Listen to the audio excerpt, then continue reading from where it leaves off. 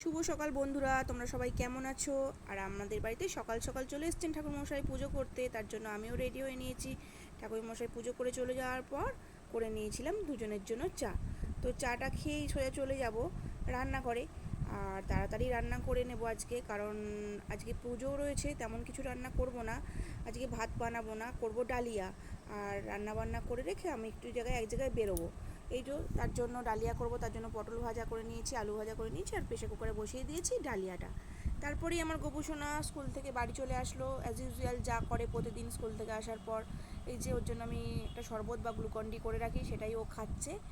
ও খাওয়ার পর ওকে আমি স্নান টান করিয়ে একদম খাবার দাবার খাইয়ে রেখে দিয়ে এবার বেরিয়ে পড়েছি একটা জায়গায়।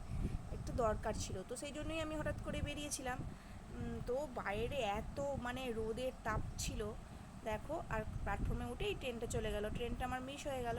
আর আমি এদিকে বসে ওয়েট করছি, আর সামনের অপোজিটে একটার পর একটা ট্রেন বেরিয়ে যাচ্ছে, অথচ আমার ট্রেনের আসার কোনো রকম দেখাই নেই।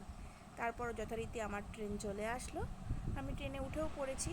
তারপর কাজ মিটিয়ে একেবারে চলে এসেছি। তারপর দুপুরবেলায় খাবারও খেয়ে নিয়েছিলাম, এখন প্রায় বিকেলবেলা। গোপুসোনাকে স্কুলের হোমওয়ার্ক করতে বসিয়ে দিয়েছি। এরপর চলে যাব রান্নাঘরে, রাত্রিরে ডিনারের জন্য বানাবো ফুলকো ফুলকো লুচি। লুচিগুলো হয়তো ঠিক গোল হয়নি, বাট ফুলকো ফুলকো হয়েছে, এটুকুনি তোমাদেরকে বলতেই পারি। আর লুচির সাথে হবে সাদা আলুর চচ্চড়ি, যেটা আমি বানিয়েই ফেলেছি অলমোস্ট। আর এই লুচিগুলো বানানোর পর তোমাদের সাথে শেয়ার করব আজকে।